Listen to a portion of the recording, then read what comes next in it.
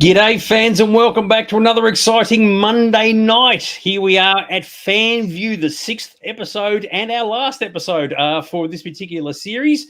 So it's going to be an absolutely fantastic discussion this evening. Not only do I actually have Sarah with me tonight, but I actually see behind her for a change instead of having this mysterious black background. But you're looking particularly groovy with your papaya-coloured hair, and there's obviously a bit of an in-joke with that. So how are things going? Very good, very good. So the camera has tonight decided that I am the whitest thing in the room. So for that reason, the color balance is a little bit different, but that's fine. I'm sure you guys will all be okay with that. Fantastic. Now, anybody who went to the Australian Grand Prix on the weekend who just happened to find themselves into the Lego technical area, and if they go like, oh my God, I'm so excited by seeing a full-size Lego McLaren there, would have been thinking that is the coolest thing ever, but it wasn't, because of course Sarah was working there taking happy snaps of people. How was the experience? You ever got the fingernails painted and everything? Was it all no, it was very, very good. I'm very happy with how the event went. It was lovely to see all the people, and I got to hang out with a car that had 288,315 bricks and weighed 1.1 tons, so more than the actual car that it was based on. That's exactly right. Actually, I do like that. Already, Christy's pointed out, I didn't even notice it, your Jurassic Park earrings. So well done. So very, very cool. Yes, look at that. Good stuff. Well done. Anyway, so, well, here we go. Gavin's already said, your hair looks good, Sarah, but mine's in reverse. Oh, well, make it that way. I've always been in reverse. What can I say? So we've got a particularly interesting discussion this evening. Now, of course, like last week, we didn't actually promote as to what we're going to be discussing until right now. And of course, what we are discussing is, of course, about films, probably and TV shows, but probably movies, reboots and remakes, and are they killing original media? This is actually a topic that Sarah came up with, which was particularly groovy. And before I pass it over to Sarah for her thoughts and comments as to where we're going with this, a couple of things I sort of picked up on as we sort of I was doing some research on this, and I don't know if people are actually aware of this, but remaking and rebooting films, especially remaking them, has been around since the dawn of time, effectively. And as an example, like A Star Is Born has had 4 remakes since the 1937 version, which is particularly groovy. Some people remember the 1970s version with Barbara Streisand and Chris Christopherson. Some may remember the Judy Garland version, but who would remember the 1937 version? But yeah, there's been 4 versions that have been made of that film in particular throughout the journey, which is quite interesting. And of course, in other examples, there are scenarios where filmmakers actually remake their own movies. So Alfred Hitchcock actually did The Man Who Knew Too Much, and he made it twice.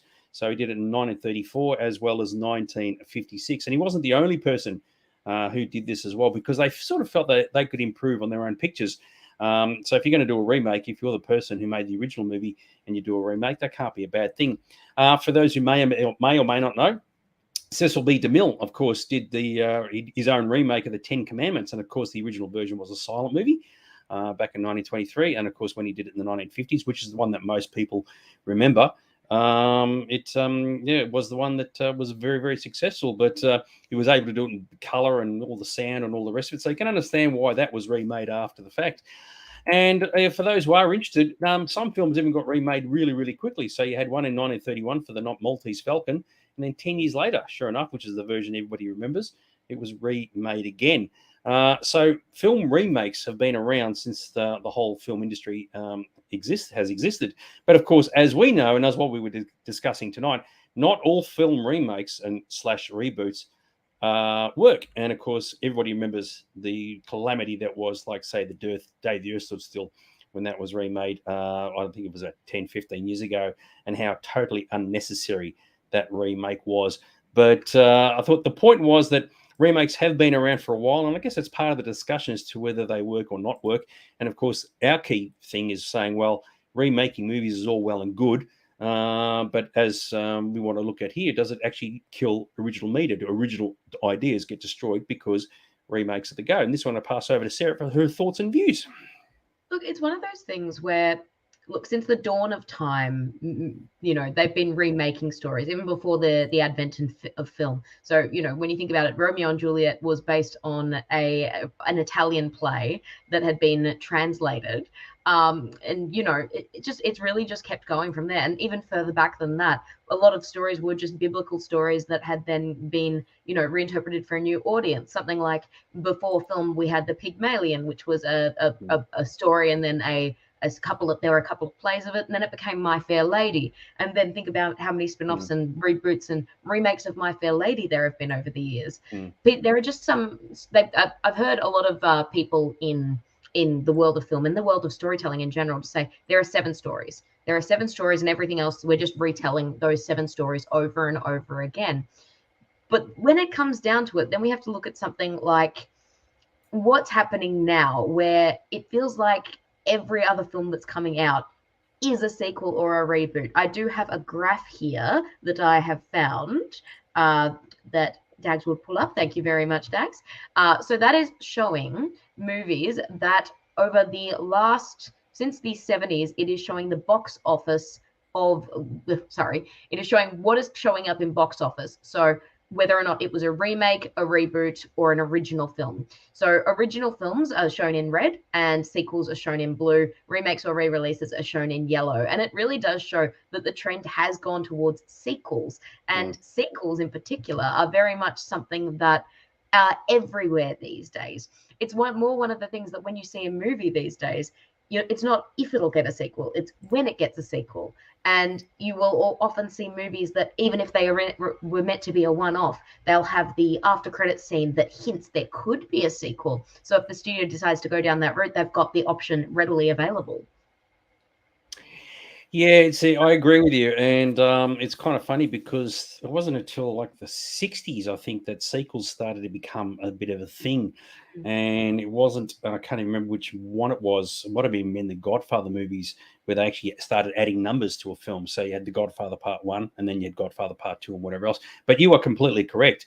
A lot of films that are being made at the moment they make $1 or $2, suddenly sequels get rushed into production. But I guess from our perspective, we're looking at from a slightly different view, from saying remaking something and rebooting it as opposed to sequels. Now, sequels are a completely different discussion because, as we know, the more they make, the worse they tend to get. And then at some point, they tank the entire franchise. A few years goes past it, and then someone says, let's reboot it and restart it all again. And a lot of that is all due to, clearly, it's a money-making business. I mean, we've discussed that before in this show. It's more about the money than the entertainment first, which is very detrimental to a particular franchise. And there'll be examples that'll be shown later on of where reboots have worked and where they haven't worked, or remakes have sort of like really, really upset a lot of people. And quite often when a remake is announced, you're sitting there going, why are you doing this? Why is this necessary? And the formula makes sense. If you had a movie that was really successful, say 30 years ago, especially in the 1980s, it's easy to say, we'll just do it again, modernize it, and what could possibly go wrong? But of course, the quality isn't there, and the audience isn't there because people say, well, we love the original, we want to stick with that. So I agree with you. It's almost like it's too easy to just copy what's been done previously and modernizing something. So, yeah, what are your thoughts? There are rare good examples of reboots. There are films where I think the big thing that differentiates between a good reboot and a cashback grab reboot is how much the love is really put into it. How much they are, like, often it'll be how long it's been. So, if the reboot's only a couple of years after the last film in the franchise, probably it's unlikely going to be as good quality as something that has had a bit longer to cook. And then there's often things that maybe the technology didn't exist originally, and they want to redo the story in a way that really takes advantage of what we can do now as opposed to what we used to be able to do. So something like the recent Dune, the original Dune, they weren't able to do all those things with CG that they are able to do now. So that was a story where they wanted to go back to it and also extend on it and grow further.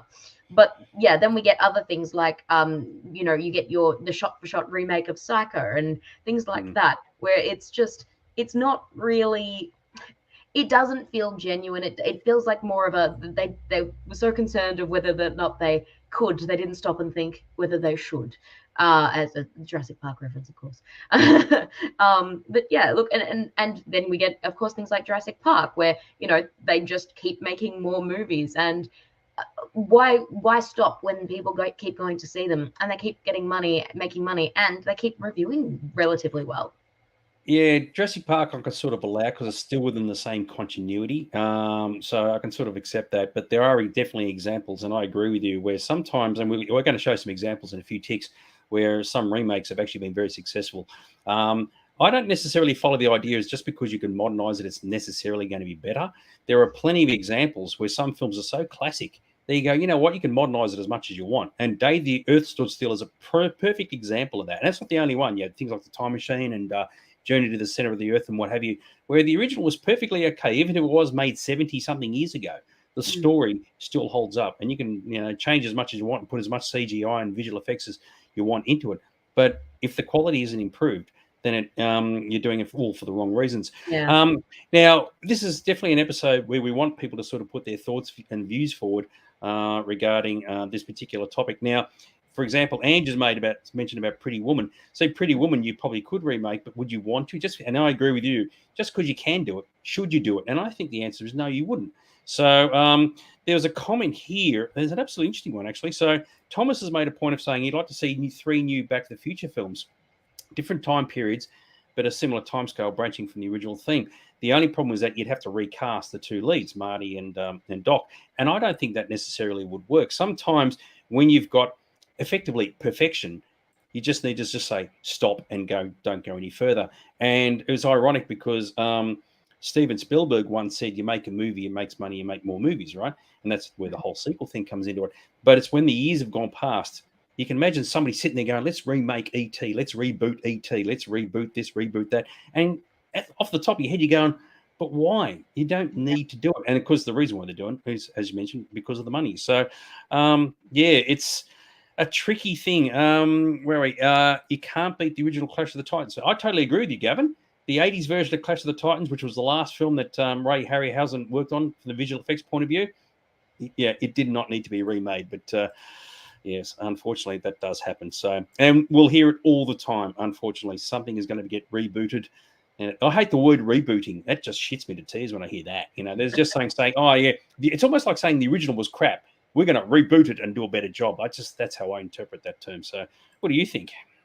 It's really a form of necromancy in many ways, just digging things up. We're grave digging from old plots and things that were laid to rest, and we should be just looking at and respecting and enjoying as they were. Instead, we're wanting to turn it into something new. So you were saying before, films that were perfect originally. You get films like The Wizard of Oz. You get films like Singing in the Rain, and all those golden age of Hollywood movies. Yeah, they didn't have the technology back then, but what they had was just they just were able to do it so well, and doing it again is not going to really achieve anything more. Even a film like Casablanca, that film, they were rewriting it, and nobody knew what was happening until the very end of that film, the final day of that film. I think they shot multiple endings, and they just released the one that they were like, we think this one will do best. But they were able to capture that lightning in a bottle, and trying to remake that film, it just wouldn't be the same. It wouldn't have that love. It wouldn't have that care. And it wouldn't have for that particular film, that one was made during war. And as a result of that, you wouldn't have that sense of urgency. Yeah, it's a very good point. And I've mentioned this before in other shows where when something occurs and you say, this is the first time we've seen it, if you do it again today, you've seen it 100 times already. So the moment is lost, and people need to be aware of that when they try and recapture that same magic. It doesn't always work. There's a whole, I love this from Colin. They do reboots for the love of money, and that's really what it's about. I can't imagine anybody saying we need, not want, but we need a new version of this. I mean, anybody who thinks that way, usually it's not going to end well. But there are examples where remakes have worked. I'm going to come up to that in a couple of ticks. I agree with you, Rod. Raiders is, there are some movies that are definitely off the list. You just do not touch them. Having said that, 40 years from now, you never know. Somebody's going to be going, oh, that film series that everybody's long forgotten, and you just never know. Hopefully we never get to see it. I agree with you, Daniel. Back to the Future, don't touch them. And that's why I love the fact that things, as I mentioned, like E.T. haven't been looked at, which is spectacular. And some absolute classics like Forbidden Planet, they haven't done remakes of that. Because when they did Day the Earth Stood Still, it's like, oh, no, you're killing me, guys. But, yes. Christy made a mention about King Kong. The original was a classic. It was, but it was made a very, very long time ago. The remake with Jack Black was awful. I never saw it myself. But there was a remake in between. So you had the one from the 1970s version in 1975 or 6, I think it was. So it wasn't the only one. And sometimes you can leave a big enough gap between one movie and another where a remake may work, may being the operative word. You are right, Gavin. That was with Faye Ray. I'll show you a couple of examples of remakes that, because there's a lot of stories. Usually when we talk about remakes and reboots, it's all bad news. It's like, oh my God, this was shit. This was crap. That was terrible. But there are examples where they did work and they worked for a reason. So I'm just going to cover this one off once I get to this picture here. So remakes which worked, and this is my opinion, and some people may agree or choose to disagree.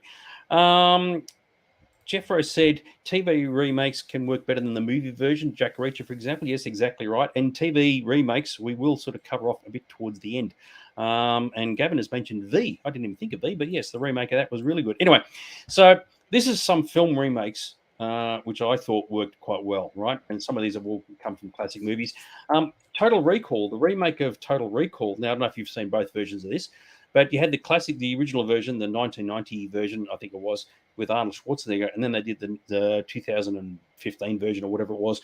The stories were so different that it actually worked. And if anything, it could have changed the name of the movie. But did you see either of these at all? Because I actually thought the remake was outstandingly good. The original, but never I haven't seen this the reboot on that one, unfortunately. Cool, Ruzi. What made it, I think it worked, is they didn't follow the exact same story as the original. I mean, the original was dealing with the whole thing with Mars and all the rest of it. And the reboot, they didn't even touch Mars at all. Everything's stuck on Earth. But for those who haven't seen it, Total Recall, the remake, the Colin Farrell version, is very, very stylized, very unique, very, very cool to look at. And it was very respectful of the original as well, with a couple of little like Easter eggs chucked in there to go, oh yeah, that links us back to the original movie. So yes, you can certainly check that out if you haven't done so already. Another one, which is a bit of a famous one, is like you had The Thing from Another World from the 1950s, and it was remade in 1982. Vastly different concepts between the two stories regarding as to what the thing is. The original one was a guy in a suit, whereas the remake, it was an alien that took over people. Did you ever see either of these at all? Only the remake. I haven't seen the original, unfortunately. Once again, I've only seen one of them. That's okay. What made it work is the original was actually a really good film. I mean, the concept is still the same. They're stuck on a base in Antarctica, or in this case, it might have been the Arctic for the original, and there's a monster running around killing everybody. But in terms of like a respectful remake, even though it was very, very gruesome, the 82 version with a lot of fans is a huge, big deal. And so you can watch the original and go, that's awesome. And the remake is actually a really, really good addition to the whole franchise, which is particularly cool. Another one that I thought comes up really, really well is War of the Worlds. Now, War of the Worlds is a classic George Pell movie from the 50s. And when they did the Tom Cruise version in about 2005, I think it was, absolutely fantastic. And I thought this was a remake that worked extremely well because it was one of the rare occasions where the good guy, the hero, in this case Tom Cruise, is just a normal guy, just trying to save his family. He's not a scientist. He's not a CIA operative or a special soldier. He's just a normal dude, and he doesn't do anything in the story except try to save his family. So did you see that version at all? Of the original again, but not the remake. But I think one of the reasons that particular one worked so well is because War of the Worlds, of course, famously is based on the radio play. And the radio play, which people thought was a real broadcast. It was sort of a very famous hoax in many ways. And I think because of that, because they're going from that source material, it does allow them a little bit, it's a bit stronger. I think a lot of the time reboots and remakes are stronger when they are from a book or some other background source, like a comic book, a book, radio play, anything like that. So they've got a little bit more to draw on than just the original film. Aaron's made a point about Total Recall. They're both the remakes of the Twilight Zone episode. Do we do Dreams for Whole? So that was actually, well, both the films are based on the story. I can't remember what it was. Remember It For You Wholesale. I can't remember who the author was. So I don't know if the Twilight Zone episode is based on that or not. But I mean, the idea of having dreams implanted in your head and they end up being the real thing is a pretty cool, groovy thing to be aware of. Good stuff. And just a couple more I think I've got here. So you got the Invasion of the Body Snatchers, and of course this was made in the 1950s when the Americans were worried about the whole Russian threat, the Soviet takeover, the red threat, etc. And that's effectively what the Body Snatchers were, even though they were aliens. And of course that was carried over to a 1970s version as well, and it's one of the rare films, both versions, where the bad guys actually with the aliens actually win. So that was something a little different. That was obviously trying to predict the future as what could happen with the potential Soviet invasion of America. But yes, what do you reckon? Pretty controversial for the time? Absolutely. Good stuff. And where are we? The Fly is another one that came out. Now, the original Fly was a very, very... I was a huge fan of this, where a scientist has teleported himself, and he's got a fly head and a fly arm, and he can't reverse engineer the process. And, of course, the remake version, which was rather gruesome. A lot of people were a bit put off by the remake of The Fly. The principle was still exactly the same. But a lot of people did say that in terms of having... what would happen if you genetically melded a human being with an insect? What's the result? And of course, in the remake, they really covered that off in great detail. So that was definitely another version, I think, of where people would say, yeah, the remake was actually really, really good. So did you ever see that one in your travels at all? Just the Goldblum version. Yeah. And, because Jeff Goldblum was in it. Of course, I'm going to see that one. Yeah, exactly right. And where are we? And just finally, it was actually just mentioned recently, we're talking about The Blob. So the 50s version of The Blob with Steve McQueen was a very, very scary story for the time. But when they redid it in the 80s, admittedly, it wasn't an alien from outer space. It was actually something that was created by our nefarious scientists here. But The Blob was a lot more threatening, a lot more scary, and it was a bit more gruesome as well. And even though it's a quintessential 80s movie, it made The Blob something more frightening than the original version, and for that reason, I think that was actually a really, really good remake. So, I don't know what people would think about all those, but good stuff. But they are examples amongst a whole lot of examples where I think the remakes actually work quite well. But by the same token, we can think of a whole lot of remakes where the results were shithouse. So, RoboCop comes to mind, and Planet of the Apes, the 2001 version, comes to mind, and there's probably a whole long list of them, and you go, oh my God, what were you guys thinking? So what do you reckon? Yeah. Look, it's also very interesting when you're talking about remakes and reboots. You've also got to keep in mind what they call the soft reboot, which is often a sequel set many years after the fact that it barely uses the original characters, or it's really a launching off point for a new franchise. So the most recent example of that would be the new Ghostbusters movie, Ghostbusters Afterlife. So that one's really about a whole new group of characters, a whole new group of people, and a whole new setting and everything like that. But it does still link back to the original films. They still reference the original films, and spoiler alert, they still have some cameos from the actors from the original films. And for that reason, it draws into the nostalgia and that feeling that, oh, that's okay because that has the original characters. Whereas then you get something like Ghostbusters 2016, which was famously not very well received. I personally enjoyed it, whatever I'm sorry to say. But it is a film that was quite controversial because when they rebooted it, it was a full reboot, no references to the original characters. Though Bill Murray was in it, he had a cameo. He was playing a different character, and it was basically the same concept. So a bunch of SNL actors doing, a movie about ghosts, but in a new universe, new setting. And it's interesting to see how sometimes the gamble pays off and sometimes it absolutely doesn't. Yeah, I was sort of going to bring up a couple of these things later on where you had sequels and reboots almost like side by side. And I found the interesting thing with Ghostbusters, and I've discussed this with a couple of people that I know, is that, well, if you're going to do the sequel, which was the sequel to Ghostbusters 2 Afterlife, why didn't they just make that in the first place and not worry about the reboot? Why'd the reboot come first? And that's things like that I can't get my head around. I mean, when you're watching a franchise of something, you go, all right, this is what the studio is dishing out and this is what they're giving to me, okay? And you go, all right, fine. If it's a brand new reboot of something, all right, you can take it at face value and you can like it or not like it or whatever else. And you go, all right, well, this is what they're producing.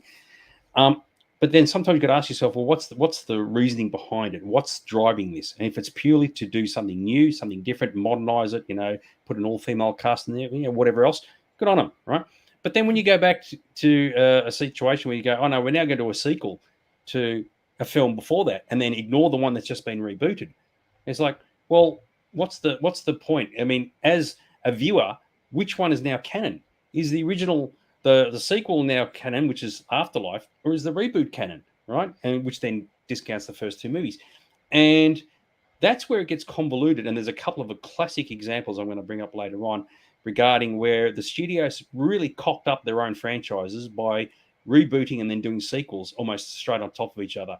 And I don't get that. So with Ghostbusters, I'd be sitting there thinking, well, wouldn't it make sense to do Afterlife first and then do the 2016 version today? I don't get it. So that stuff really shits me because, and I have discussed this in another show, where I hate it when the audience, us, are treated like morons, like idiots, right? You say, oh, you're just meant to accept it.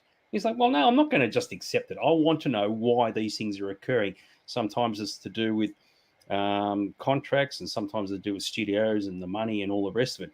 But when the fan base is treated like a bunch of turtles, I don't agree with that. But I think that with the case of Ghostbusters, part of it was they were unable to get certain people to sign off on the on Ghostbusters 3, which is what Afterlife essentially is. Yeah. So they were unable to get people to sign off, but they still wanted to do things with the franchise.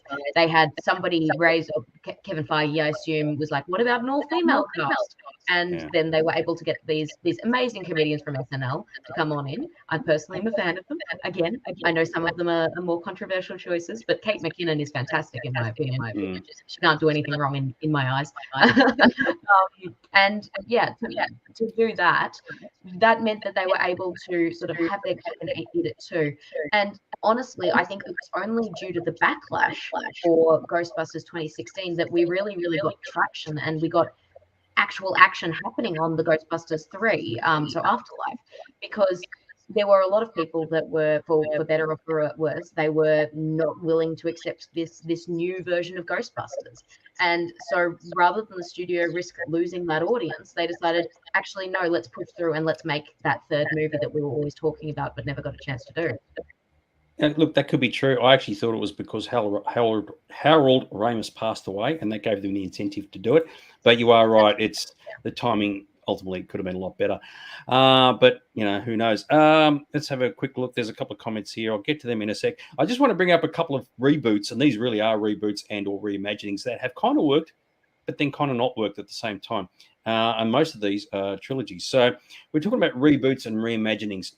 And one of them has just been brought up already. So some of the franchises have been massively successful. And one that cropped up back in 2009 for a few years was the Star Trek series. So it gets rebooted in 2009. By then, of course, Star Trek, the last series had been in, was Enterprise, which I think had finished a few years previously.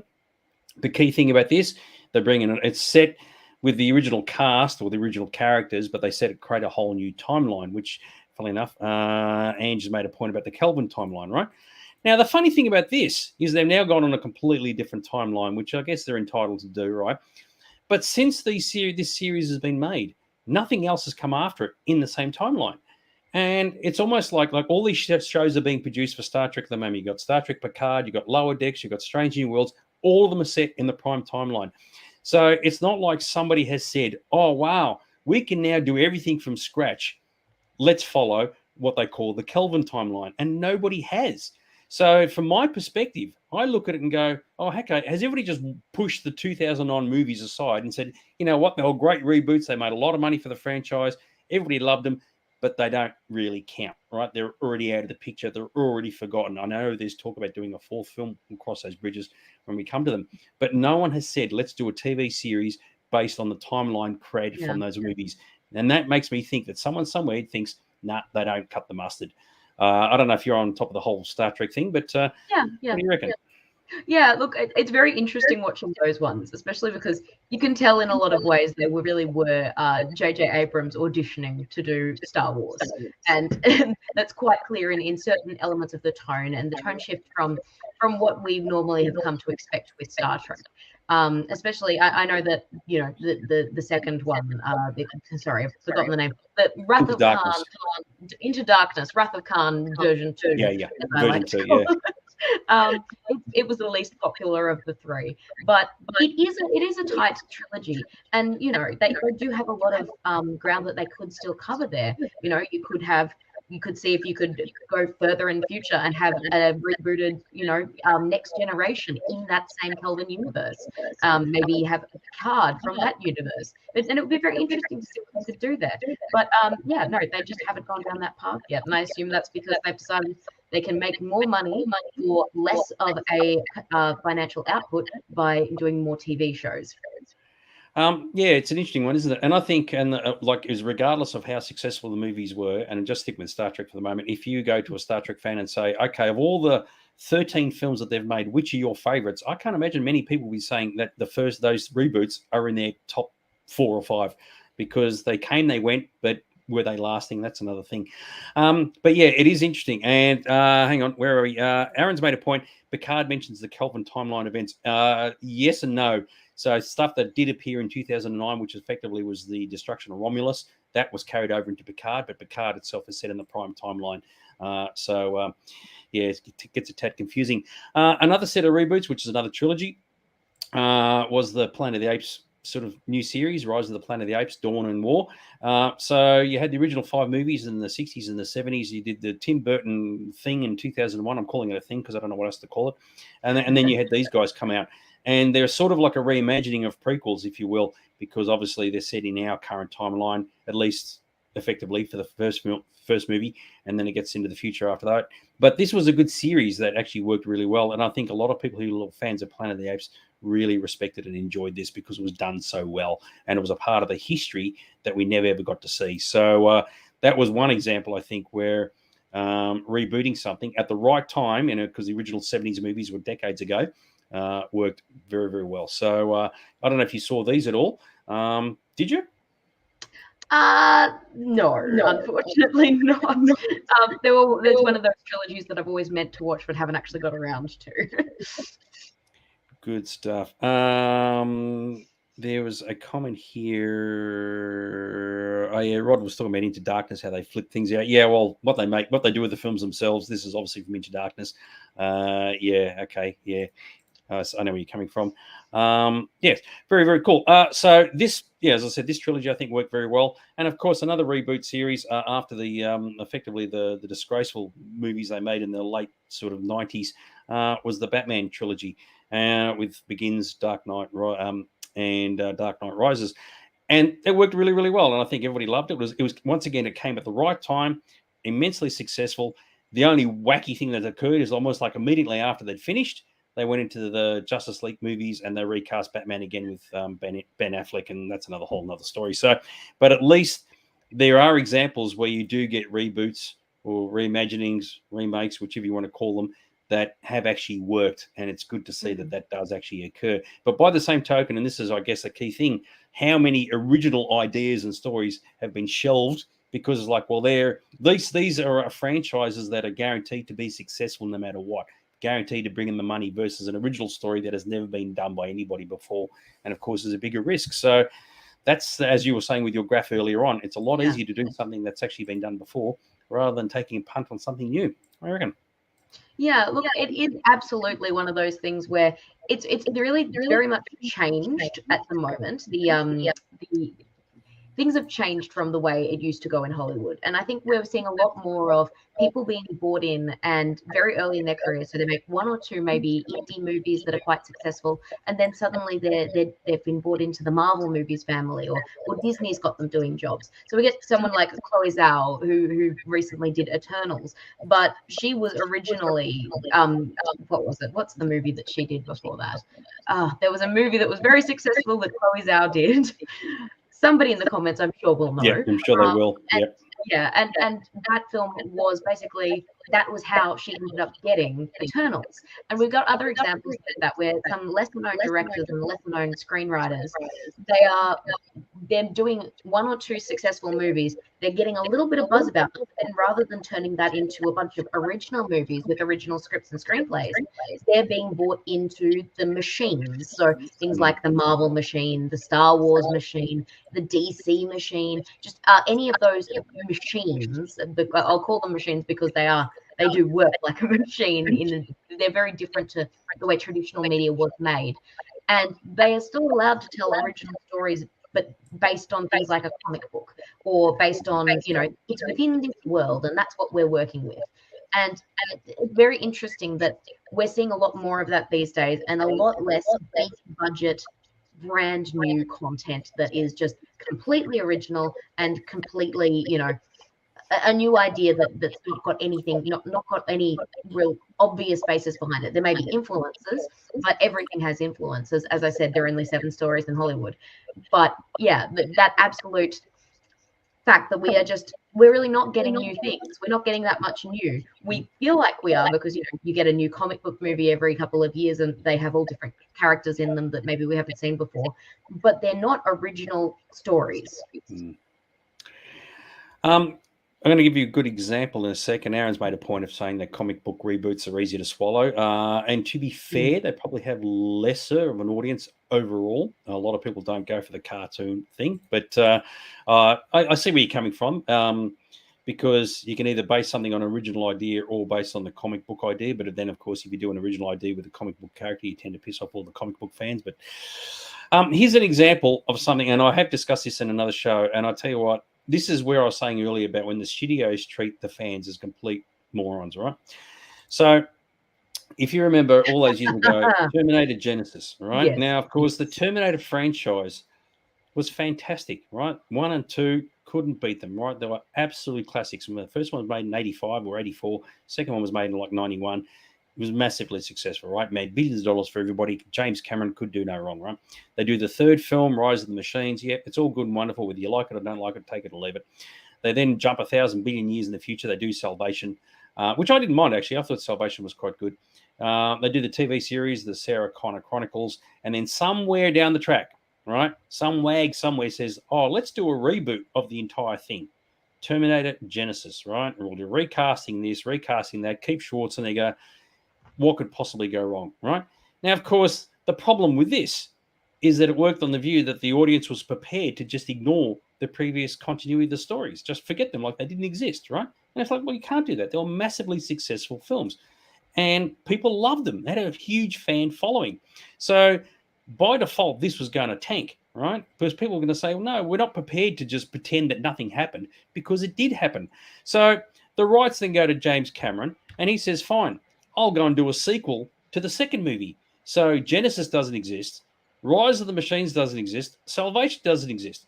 And you go, well, hang on. If I've been following this entire continuity this entire time, I can't just switch that off and pretend it didn't happen, especially if you did like either Rise of the Machines or Salvation. And Genesis, of course, wouldn't count. But they are only like a few years apart from each other. I think 2 or 3 years apart, these two. And once again, you've got Arnold Schwarzenegger back in again. And you go, where are we going with this? I mean, this is working on the view that your audience is a bunch of morons, and they're just going to say, yep, we're all cool with it. This eliminates like 20 years worth of films. And of course, it tanks. Just because you've got Linda Hamilton doesn't mean it's going to work.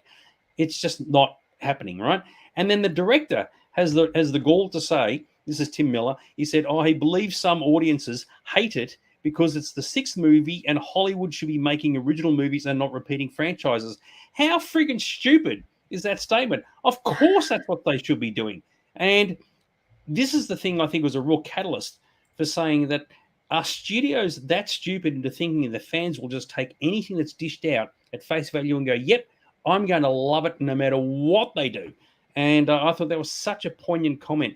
And for that reason, both Dark Fate, which was supposed to start off a whole new chain of sequels, Genesis, which was meant to have all these sequels, died in the arse. And I think that's an example where the studios, they did get a kick in the ass in that one, and good on them too, because I thought you can't do that to your audience who love these franchises, which are now tarnished because the sequence of films that they've produced has ruined what started off as being so spectacular. And I tell you what, it just grinds my gears. So there you go. Mm-hmm. Even Rod agrees with me. Yeah, it was Genesis. It was. It's just a way to destroy something that was really good. And that's not the only example. There are other examples like Aliens and Superman and Batman and whatever. So anyway, what do you reckon? No, look, it is always very frustrating when you get one thing with multiple timelines. So you get something like the Halloween movies, and they have I think it's about, what is it, five or six different continuities within just the one little franchise. And a lot of those movies were made very close together, but then they're just saying, oh, just ignore what happened in that one because we're doing this now instead.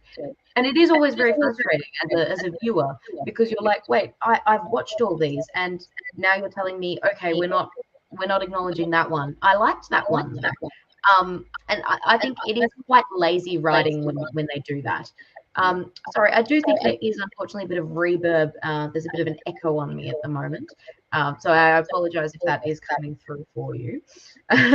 So yeah, I can't hear anything. It seems fine here. So yeah, do apologize for that if that's the issue. Is it better to just say no more movies? In some cases, yes. Don't touch the franchise again, or at least give time for things to settle. I mean, between Genesis and Dark Fate was only like 3 years, right? And Schwarzenegger's playing the same character effectively, just in two different franchises. You've got to give time for the dust to settle, right?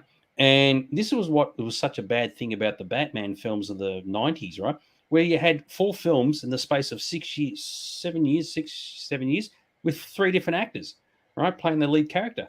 And there's got to be a point where you go, all right, we need to chill and just let time pass rather than just churning this stuff out.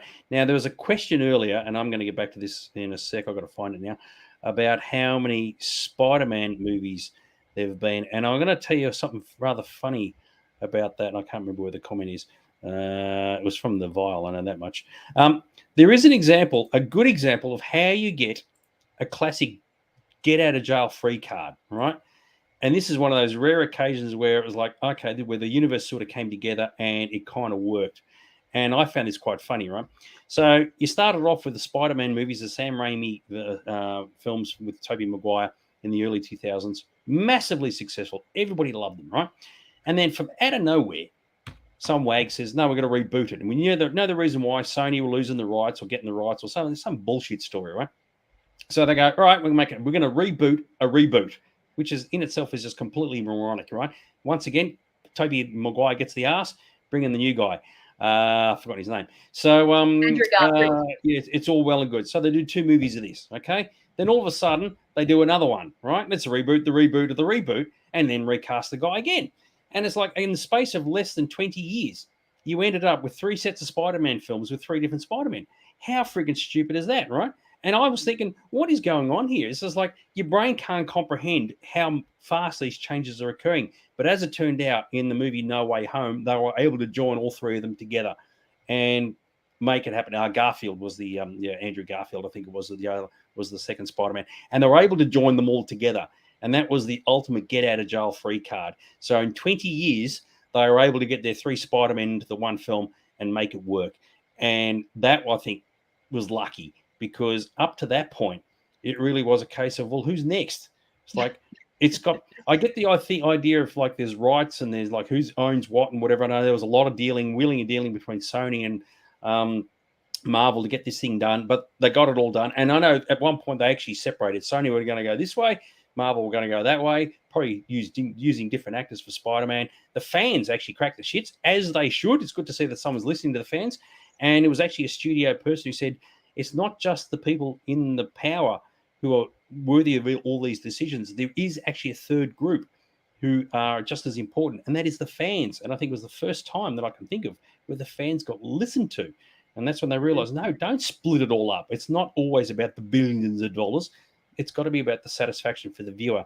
And unfortunately, that doesn't happen very often. But with Spider-Man, at least, they did. And they joined it together. And, of course, the result was very successful. So, yeah. Honestly, I think the only reason they were able to get away with doing a 3rd reboot of Spider-Man in so few years was because it was moving it into the Marvel Cinematic Universe. So people already were watching those movies, people already interested and invested. If it had just been Sony trying for a 3rd time, I think a lot of people just wouldn't have bothered to go to the cinema. They just wouldn't have bothered to show up. A lot of people I know didn't see Spider-Man Homecoming. They waited until, he was in a couple of other movies and then they went, oh, okay, I'll go back and watch it now. He's established. But at first they weren't interested because Andrew Garfield was so abruptly let go. And so suddenly Tom Holland came in. Thankfully, he's great. And thankfully, there doesn't seem to be any bad blood there, at least not anymore. Not after No Way Home. But yeah, it was just crazy. And then we get another example where it is all about rights, and it is all about retaining rights, especially with things like comic book contracts. So we get something like the Fantastic Four. And how many Fantastic Four movies have there been? It's finally reverted to Marvel, but honestly, it was only reverted to Marvel because Disney bought Fox. If Disney hadn't bought Fox, they'd still be trying to make a Fantastic Four movie over there that people are going to like, because they did. There was one in the 90s, which was nobody saw. It was literally just made to retain the rights of the film because it was about to revert. There was the slightly more popular ones that were made in the mid-2000s with Julian McMahon and a young baby Chris Evans. And then, so we got two of those, and Jessica Biel. Was it Jessica Biel? Jessica Alba. And then we had the one that came out in the mid-2010s, which nobody saw. Nobody went and saw it because apparently it was not a very well done film. And that was because, again, they were rushing it out because the rights were about to revert and Fox didn't want to lose them.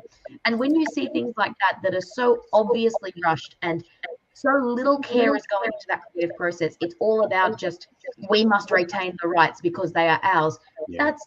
It's just so upsetting, and it's so sad as a fan to see, because you see the potential. You can watch these movies and you see what could have been if they just spent a little bit more time on it, and they thought about it a little more, but they didn't, because they just wanted to make a couple of bucks. I know, and you're right. As fans, we're the ones who suffer, and you are right. There's nothing, because whenever a new movie's announced and the trailer's coming out, and everybody go, "Oh, it looks fantastic," and then comes out as massively disappointing. And people and studios need to learn from history. Once again, I'm referring to the Aliens franchise, which started off so well and just went down the hill. Like everything has been mentioned with Terminator, the Superman movies, the Batman movie. It's just like there's more bad stories than good stories about where doing it for the dollars doesn't work. The quality isn't there, and it's the fans who end up crying their eyes out, thinking, "How could you ruin something that was like unruinable?" But now, obviously, we're running a bit later than usual, so we've already passed our 40-minute mark. We are deliberately, because it's our last episode, and for the series, we're going to be chatting on for a little bit longer. So hopefully, people are still sticking around and haven't bailed out just yet. Aaron's made a point. It keeps writing War and Peace, all these really long messages. Good sequels, rewrite studios. There's probably a whole lot of really good stuff that does get produced, and a lot of things never get made. I mean, there are plenty of examples of films that did get made that were very successful, but then the studios asked them to get all recut and remade and whatever and redone because of the action and take out the storyline and whatever. Jeffro made a point about the Hulk. Yes, you are right. There's another example where the Hulks, they were recasting Hulks faster than you can, like, how green was your cactus? Exactly right. Or how green was your valley? They're just changing that quickly. You can never please everyone. And with Spider-Man, you can listen to the fans because Endgame was one of the biggest. Exactly right. But behind closed doors, it almost didn't happen. The Spider-Man films, because of the whole Sony Marvel thing. So they weren't listening to the fans. It was actually the fans who got them back together. And I think Holland. What's the name of the actor from Spider-Man? Tom Holland. Yeah, he actually went to to Bob Iger from Disney, the president of Disney, said, "Come on, dude, look at your fan base." Him and Kevin Feige. People are paying the money for these frigging things. Sorry, him and Kevin Feige, the producer of all the Marvel movies, they went and they pleaded for us, the fans. It's freaking bullshit. It shouldn't even happen. It's like, hey, you're a paying audience, kids. It's like, you should, to a point. I mean, there's a point where your fans get a bit like obsessive, but at least look at your target audience and look at the people who are paying the money to get these things made in the first place. So it was a get out of jail free card, and that's what I was sort of referring to at that. Christy wants more. We want more. You're exactly right. Yeah, very, very cool. And you are right. There are plenty of examples, and they're going to be more and more examples of this as we go further forward, where some things get remade and you go, "Oh my God, why?" And there's certainly some you don't touch it, just leave it alone.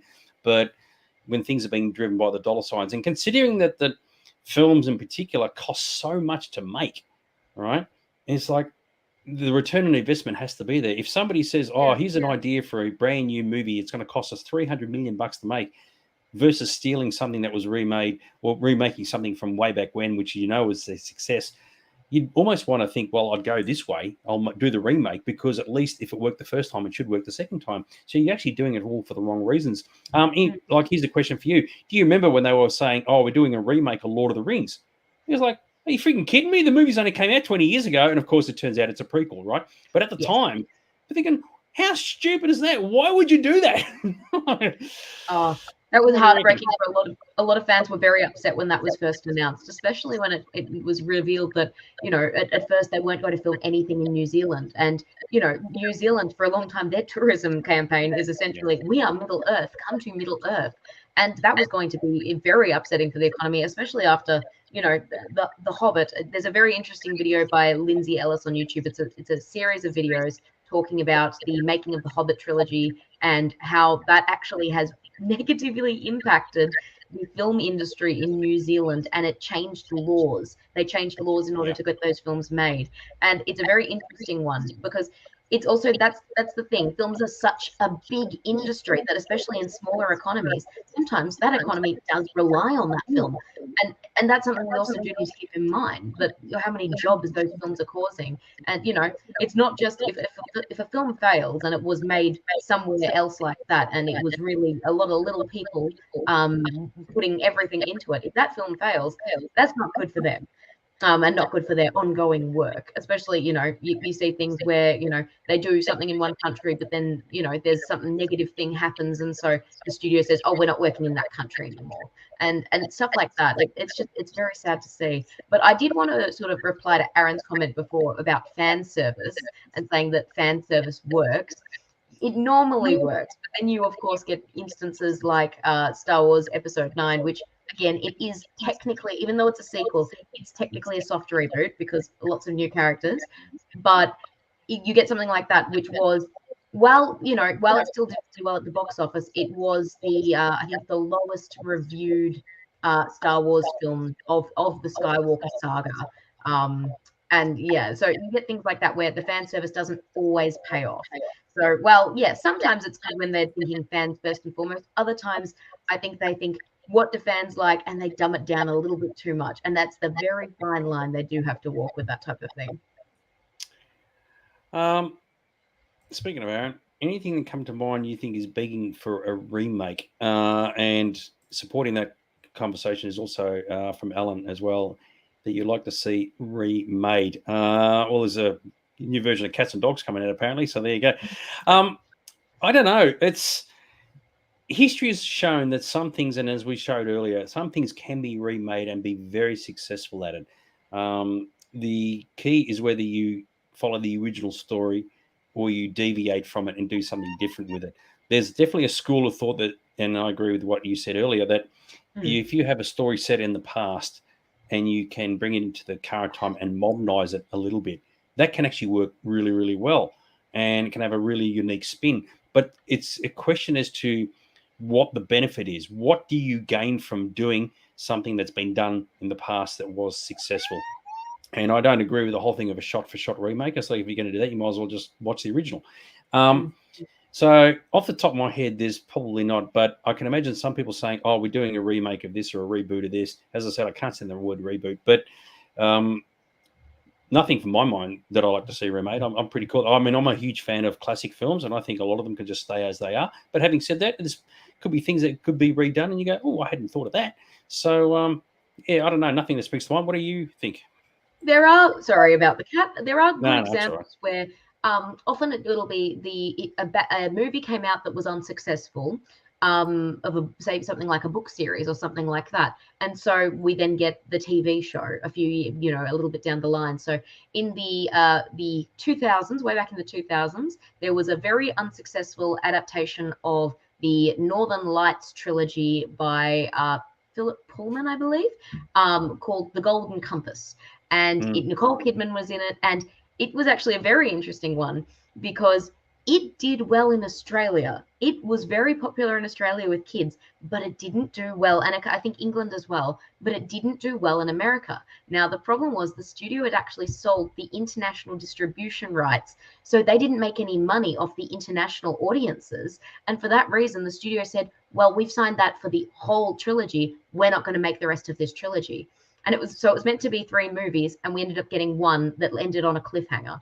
But we have recently got the Northern Lights TV series, which is being made by BBC, has a great cast, excellent show, and it really is able to delve a lot deeper into it. And also, while the original movies were unfortunately plagued by some morality strikes, because if you've read the books, the original books do deal quite strongly with religion, and they are very critical of organized religion and Catholicism.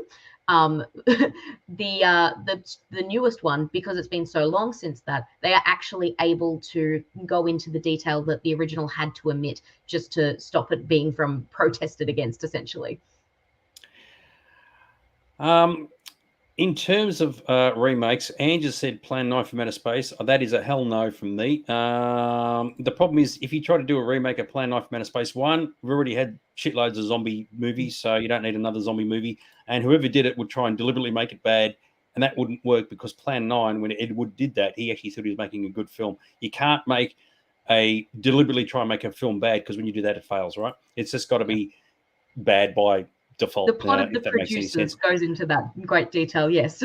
Yep. Rod made Watership Down. Yeah, well, exactly right. Yeah, lucky that was an animated movie and not live action with rabbits tearing each other apart, so that wasn't a very, very pretty thing. Yeah, Passion of the Christ with a happy ending. Yeah, I don't think that's going to happen. You made a mention about TV series. We'll just briefly touch on the whole thing of TV series. I can only think of a couple. In fact, as mentioned earlier, was V, which was a remake, which I really enjoyed. Off the top of my head, I just wanted to mention Battlestar Galactica, which got made in the early 2000s, which I thought was a fantastic remake of the original series, and Lost in Space, which I never liked the original show anyway. I thought also was a very respectful and very enjoyable remake. There's probably others, but I couldn't think of any. And V, of course, as was mentioned by Gavin at the start of the show, was the third one. So there are examples where some TV remakes have been very, very groovy. I don't know if you've got anything you want to add to the list. Yeah, look, the big thing you've got to keep in mind for TV remakes is TV shows are a broader canvas. So you get something like Cobra Kai, which has been a very successful remake, as opposed to the Karate Kid reboot that was. Hang on, can I cut you off there? It's not a remake; It's just a continuation of the continuity. Oh, sorry, continuation. Soft reboot. My apologies. Right. I'll go with reboot. So reboot, because for that one, they've got a broader canvas, whereas they did the Karate Kid in the, again, 2000s with Will Smith and his son attached. And unfortunately, that one was very unsuccessful, largely because it was about Kung Fu, and they should have just called it the Kung Fu Kid, so people could know that it was a different story, not just a straight-up reboot. But instead, we got Cobra Kai, and Cobra Kai has been very successful because it has been able to really, really go deeply into the characters, and they've got so much room to work with the characters, and they're able to just focus on individual stories. And you get something like that where they've done a great job because they have actually taken the time. And that's the thing I think a lot of reboot films and remake films don't do well, is they don't take the time. They're trying to cram too much in. They're trying to have too much flashy special effects. Whereas you often just get the TV shows where they're just able to really savor the story. And if they do it right, you're going to end up with a really good story, and you're going to end up with some very, very happy fans, because they're able to, see that story in the way that they want to see it, and the things that they always hoped. And essentially, it's just long form fan fiction with a bigger budget, and it's great to see that type of thing coming up, and I think that is a rare example of when it's good. My apologies. Yeah, no, I totally agree. Films that do end up getting sort of kicked on as TV shows, you are right, because they can spend a lot more time developing the characters. And I agree with you, Rod. Cobra Kai has worked, and I think the reason why it's worked so well is because you have the original cast. If you recast it, it would have tanked. And Rod's also made a point about Westworld. Westworld was a film, which they did as a TV series, as opposed to a TV series to another TV series. But Westworld has also been very successful. For those who can get through it all, because it is a bit of a cerebral overload, but yes, very, very groovy. And I'm just going to be almost about to finish up, because we're almost at 9 o'clock. Aaron has said, how about Kelvin, son of Melvin, son of Melvin, like the Skywalkers from Australia? Unbelievable. So, yes, exactly right. Very, very cool. And Rod's made a point of Stargate, once again, a film that was transpired into a TV series. That's a different conversation altogether, but the TV series was infinitely successful, which is particularly groovy. So I think as we're about to sort of wrap it up, I think the key thing is that unfortunately remakes and reboots are going to be around. They're not going anywhere because they're obviously making the money for the studios, and all these things are costing so much money anyway. Whether there's a whole lot of original material that is being pushed by the wayside, I would have to say that there probably is, but that stuff is probably ending up on streaming services now rather than cinematic things. Like Netflix, I know are very, very big on taking new things on board because they can have massive sleeper hits because it's a new idea, it's a new concept. South Korea is producing some really, really good stuff at the moment, and they're finding their way in Western, sort of like with Western audiences, which is absolutely fantastic. So you could probably argue that in the cinema, we may be sort of a bit starved on original things, whereas on streaming services, which do actually have some pretty decent budgets and are a little bit like open-minded as to what they're going to take on board, it could be the way to go, which is a good thing as a consumer, is a really good thing for us. So what do you reckon? Yeah, look, I definitely agree with that. And yeah, streaming services have been a very good thing for original media because they are more willing to take risks. Often they're able to do things at a smaller budget. They don't have to worry about the overheads of cinema. If something's going to be a flop at the box office, they just put it on the streaming service. People either watch it or they don't. And I think that has been very good for creators. And also, people can self-release movies and things like YouTube, enter them into film festivals, things like that. And it is good. We still do have that, but another thing we can really look at is the multiplex cinema going away especially for original media, because you don't very often see original things on the big screen. You do see a lot of art house cinemas maybe doing those original things, and again, yes, the streaming service is doing it as well, but not the multiplexes and not the major studios. And yeah, it is just very interesting to watch the tides change and things shift over time. I love it when you said, here's a question about whether the multiplexes are still going to be hanging around, because Alan's already asked if we're coming back for series 2. So you dangled a bit of a, dare I say, a hair, as in your hair-shaped carrot. So there we go. And Tanoi definitely wants us to come back. So very, very cool. Rod is saying, TV, where is it at now? Well, mine's in the other room being watched by my other half, and I'll be joining her in a few ticks because it's time for us to buzz off. Just want to say thank you to everybody who's been watching over the past 6 weeks. Hopefully we sort of like found our discussings and musings entertaining and have learned something along the way as well. So we like to come up with some divisive topics that are like, oh my God, to get people thinking and people talking. And I think it's worked out quite well. Any final words before we sign off for this evening? Honestly, I think you've covered it all. Thank you so much for giving me this opportunity, Dags, and thank you to the audience for tuning in every week. It's been great discussing all of this with you all, and yeah, hopefully I'll see you again soon. Good stuff. All right, we'll leave you all to it. You party, everybody out there, party hard, rock on. And if you're not supporting McLaren already, like Sarah's hairstyle, then what's wrong with you people? Get the old Danny Ricciardo way to go. All right, we'll leave you to a party hard, rock on, and we'll see you sometime in the future. Okay, take care, guys.